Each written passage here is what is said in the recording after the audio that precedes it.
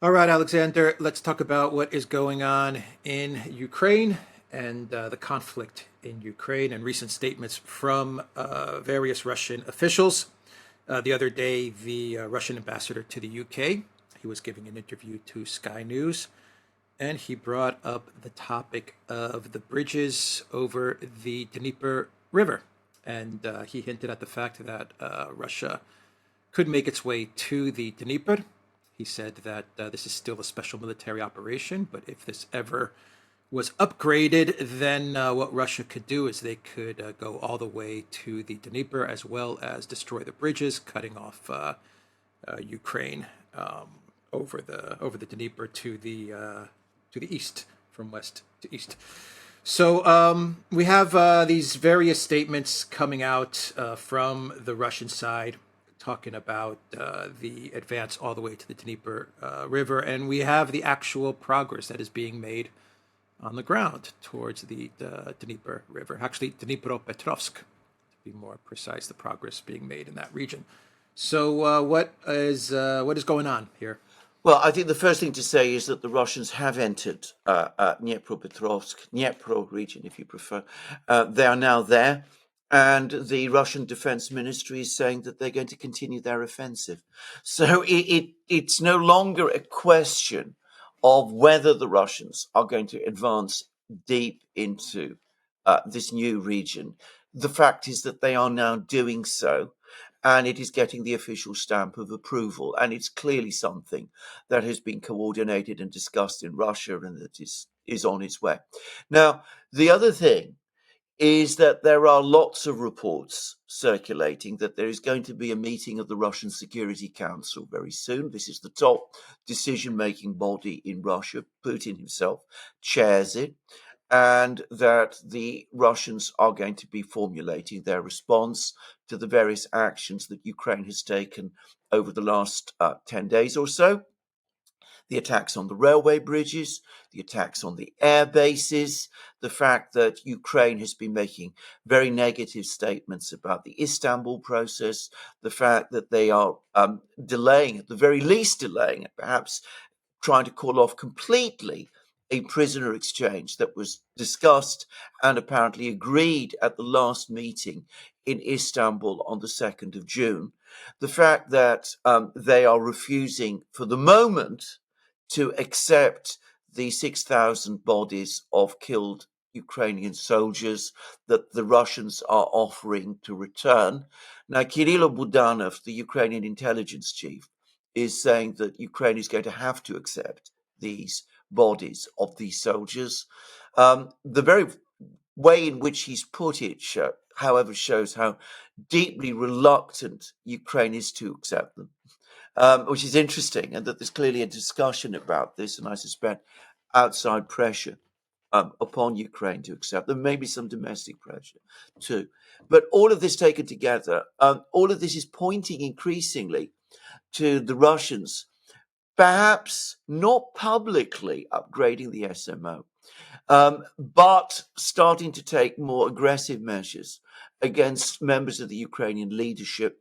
I have been told that there are now discussions about getting authorization for the Russian security services and others to actually target specific top Ukrainian officials who are seen in Moscow as being involved in various incidents inside Russia itself.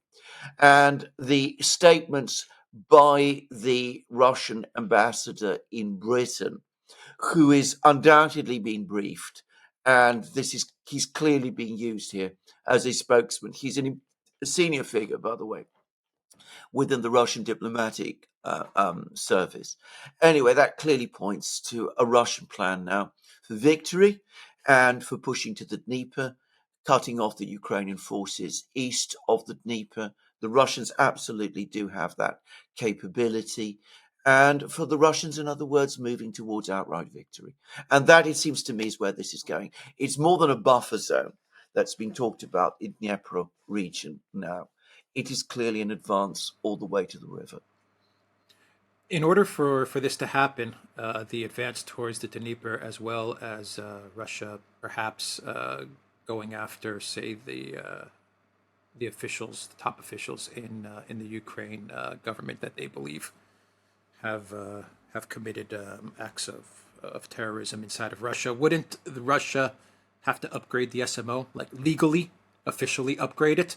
Right. It's very interesting because I have been told that, in fact, if we're talking about targeting specific officials, there is already a law that was passed in the mid 2000s which would enable the Russian president, after he's obtained authority from the Federation Council, to do that without specifically targeting or changing the designation of the SMO. And there might be logic to that because, of course, that would mean that this could be done covertly without providing warnings, express warnings to Ukrainian officials that they are going to be targeted in that kind of way. So the legal machinery, if you like, the legal mechanisms to do this already exist independently of the SMO, of changing the status of the SMO.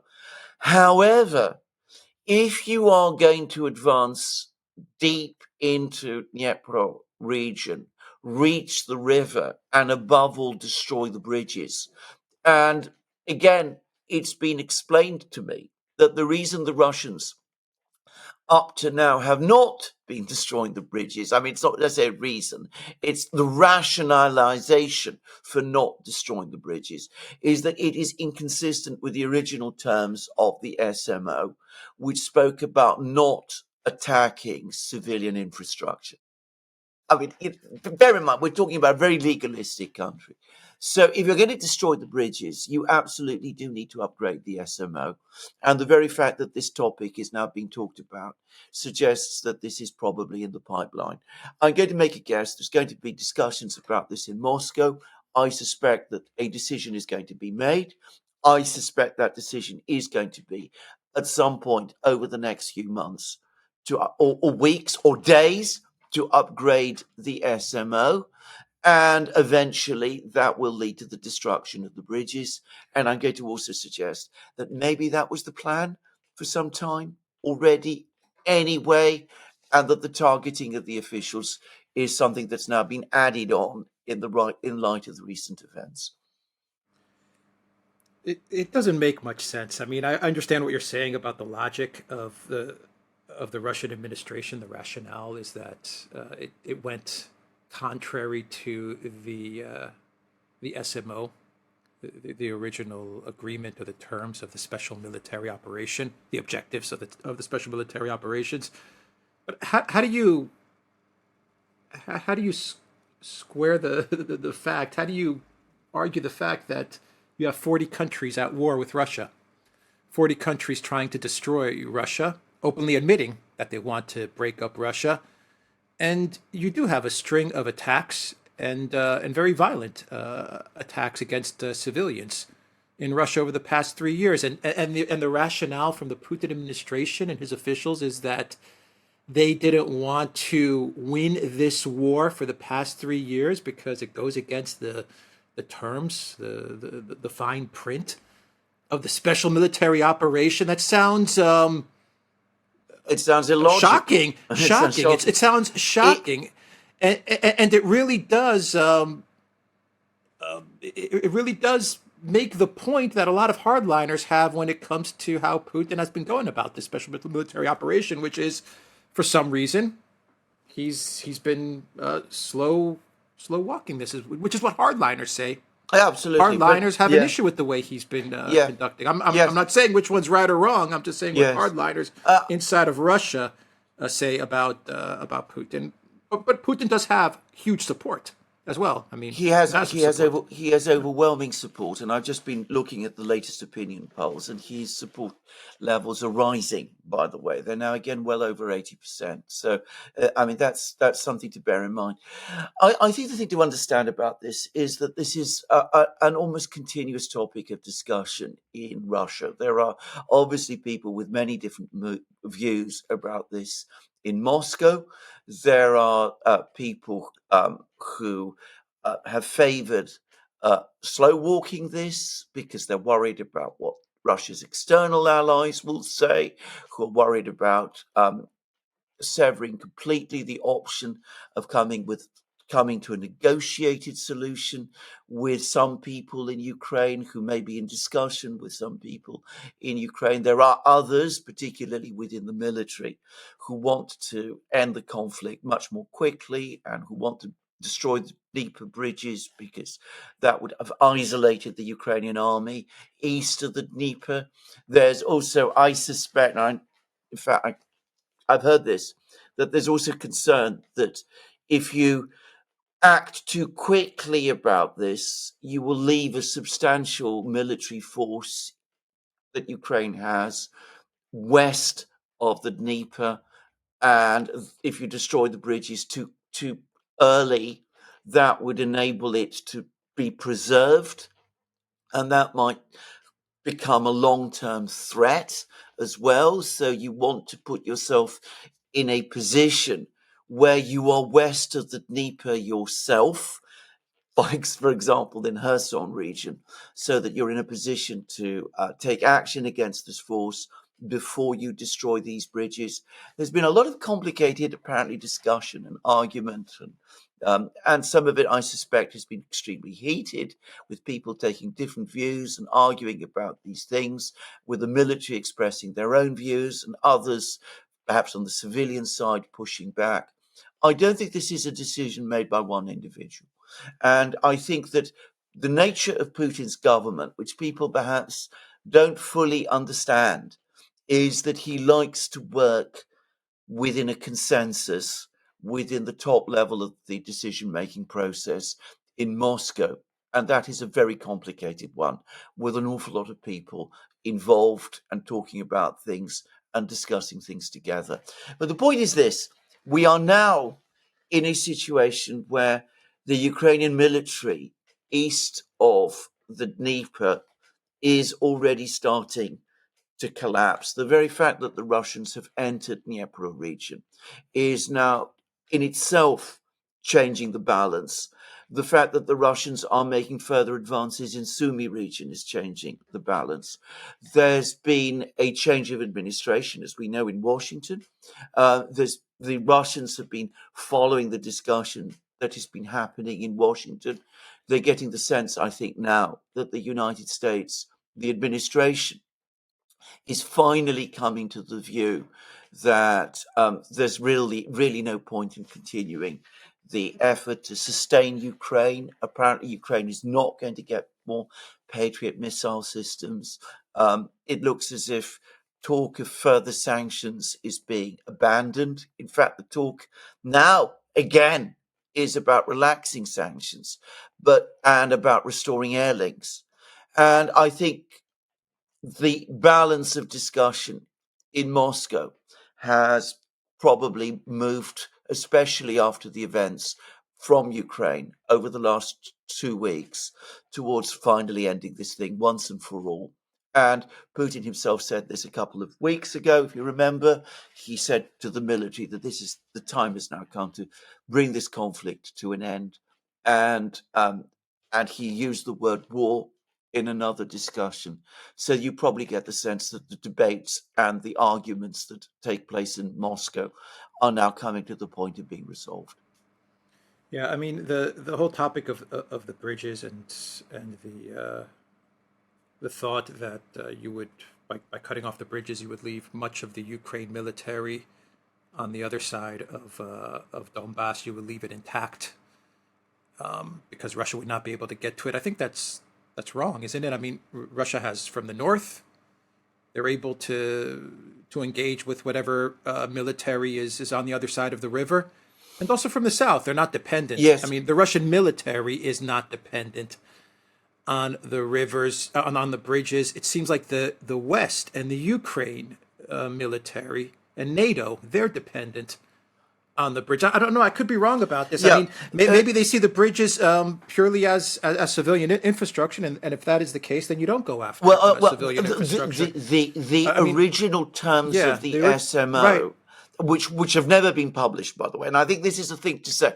I mean, when Putin declared an SMO, there would have been original provisions in it, an instruction given to the military, which we have never seen, and which sets out apparently very clearly what the military is allowed to do and what it is not allowed to do.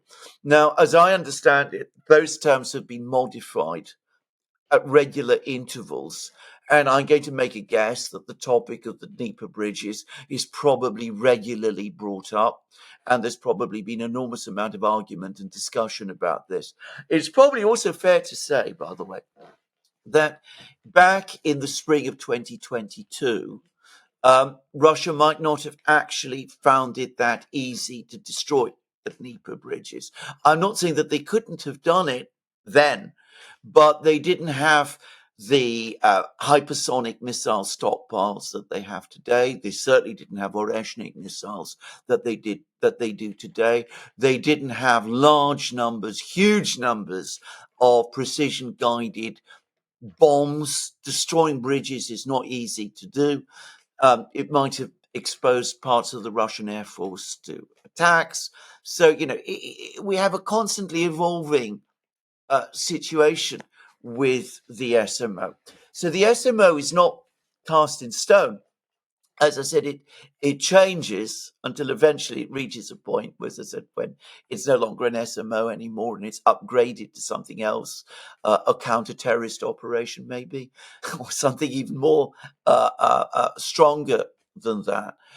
But on the topic of allowing the Ukrainians to retain positions west of the Dnieper, I do know that that has been discussed. And the point is, yes, the Russians can reach areas in the north because part of Russia apparently is west of the Dnieper. And of course, Belarus entirely is. But the logistics there would be very difficult. And this is what happened, by the way, in February, March 2022, that the Russians found that it was not easy to move large numbers of troops west of the Dnieper in the northern regions because the roads were bad and the area was heavily forested and there were rivers and that kind of thing.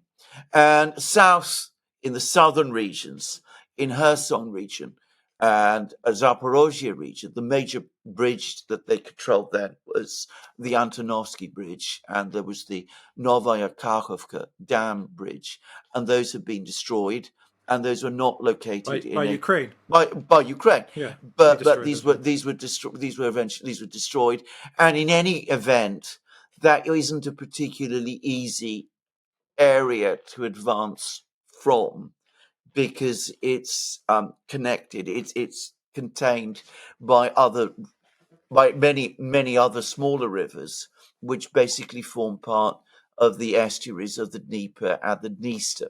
You really want, if you want to advance deeper westwards, you want to be able to cross the Dnieper in a more central area of Ukraine. So look, until we get access to all of the internal discussions that have been taking place in Moscow over the last 3 years, it's all but impossible for us to reproduce all of those discussions or to find out what the various different people have been advocating and what arguments have been made. Probably there's been divisions between the military and the civilians. Probably there are divisions amongst the civilians and amongst sections of the military. Trying to second guess all of these discussions is going to be incredibly difficult. All I will say is that the indications now are that we are at a tipping point and that the Russians are going to start taking stronger moves like this than they have been up to now because they sense that things are going very, very strongly their way and that the moment has come to do this. Yeah, well, we'll see. I mean, definitely the special military operation. It's my sense of things that the SMO was focused on looking for a diplomatic solution. Yes.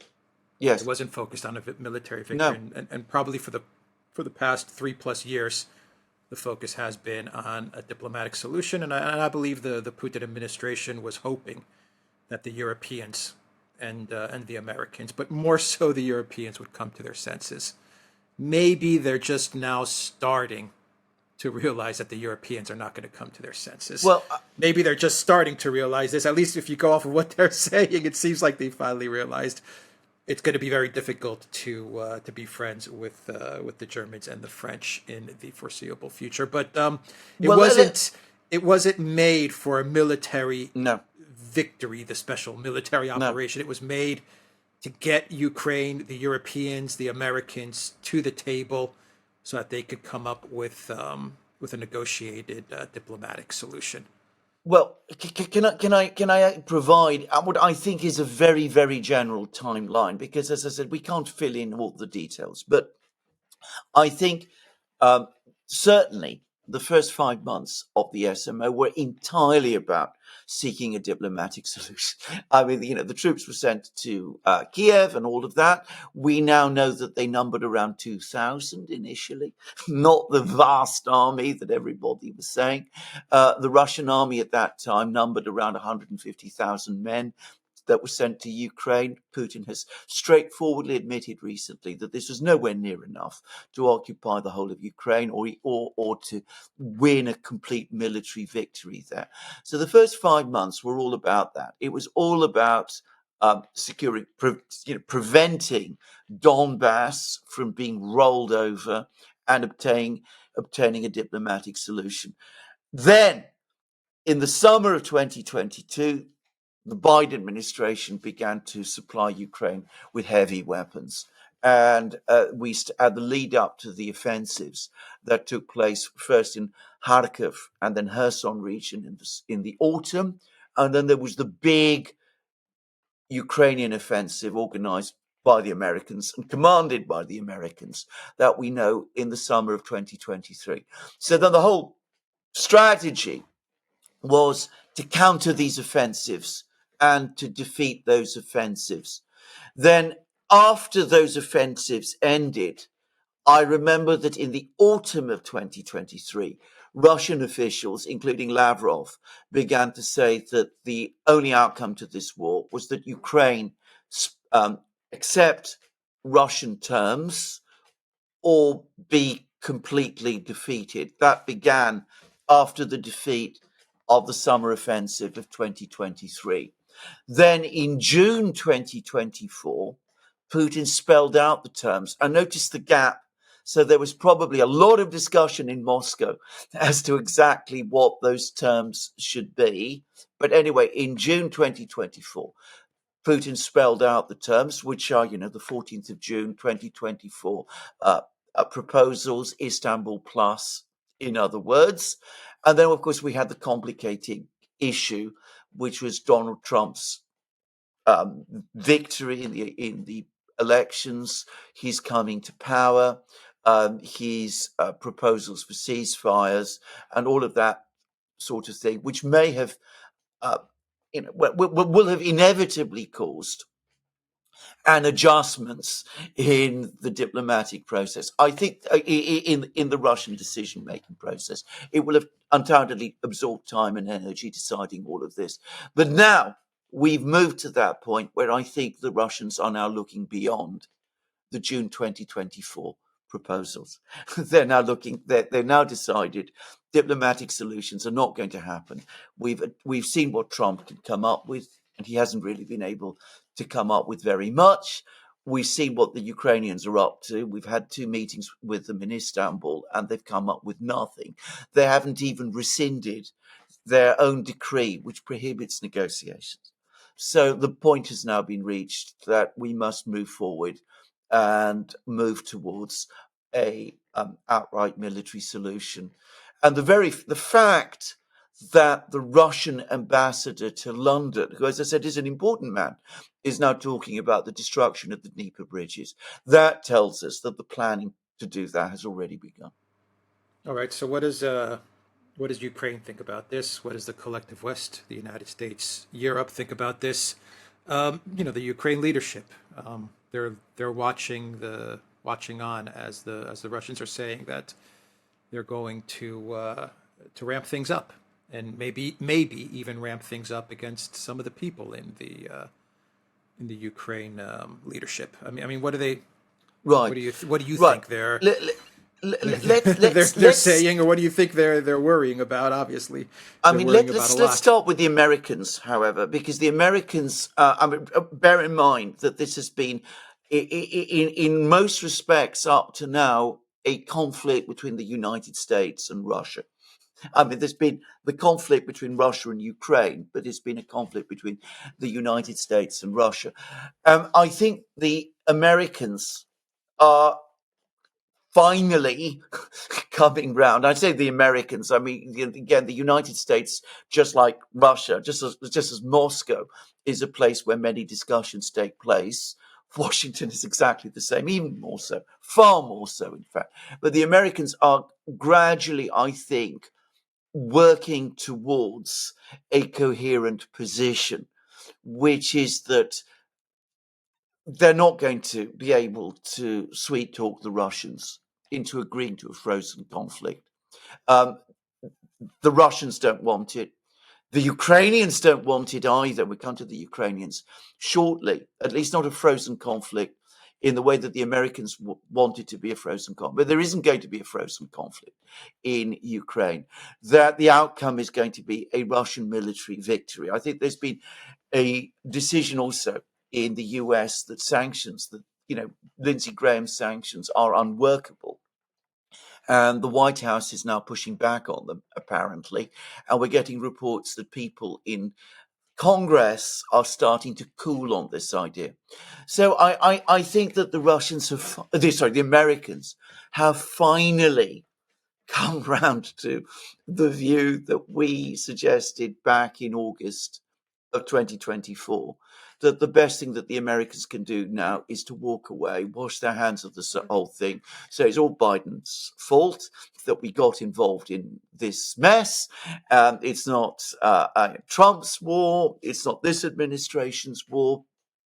And just let events take their course whilst trying in some way to get back into a dialogue with Moscow.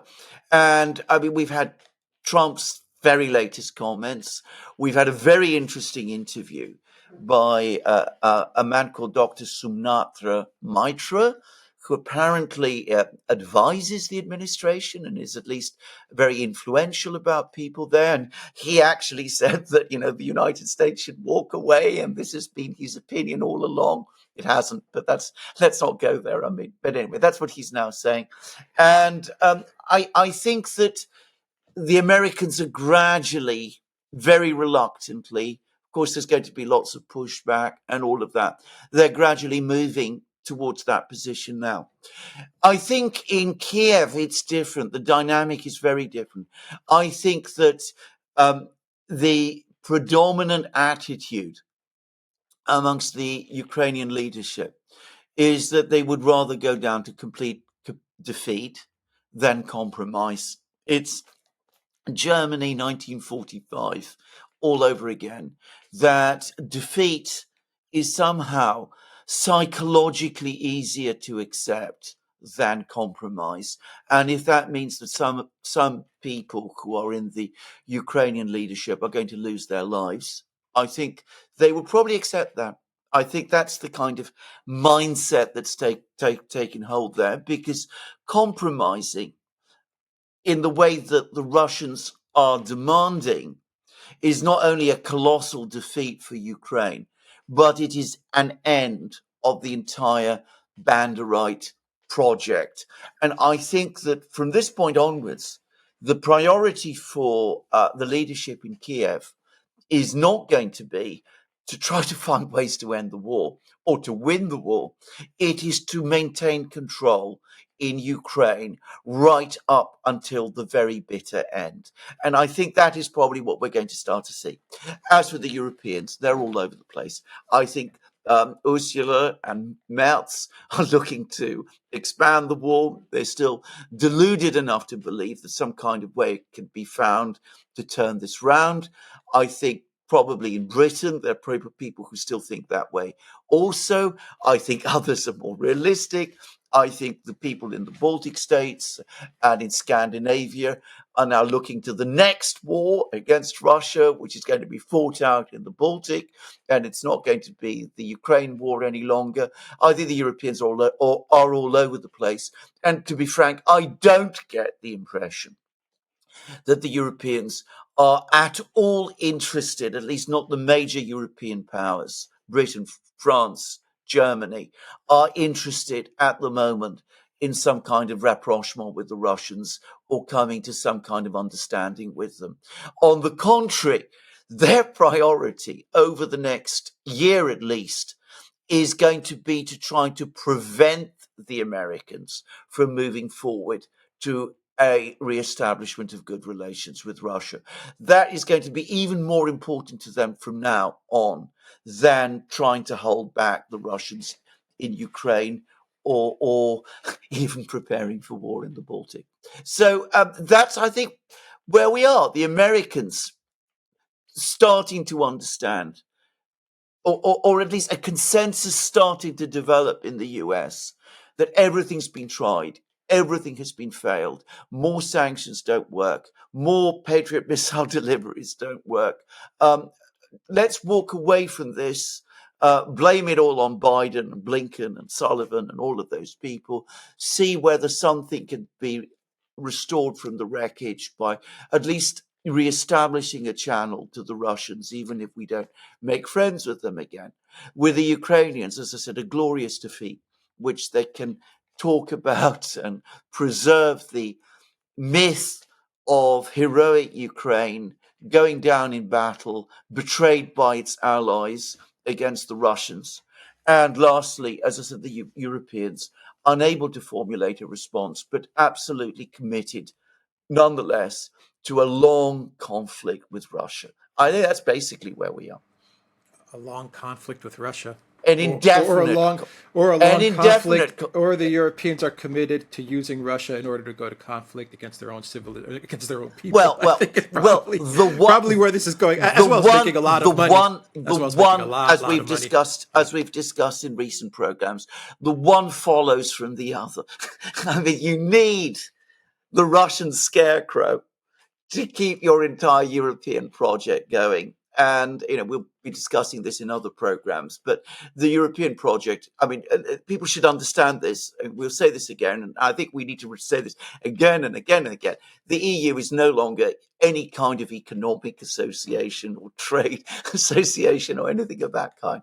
It is an attempted state or empire or whatever you want to call it, a geopolitical project, which is in formation and which is now basically warring against the peoples of Europe themselves, and they need the Russian scarecrow to justify doing that. Yeah. Even Ursula the other day called it the EU project. Oh, the EU project, I know. EU project, that's what she said. By the way, just to say, I mean, who was it who coined the expression Project Ukraine? Who was it who coined the expression Project EU? Who was it who first mentioned the Zelensky curse, which I now see being used all the time, including in mainstream media, by the way? Of course, they say the Zelensky curse.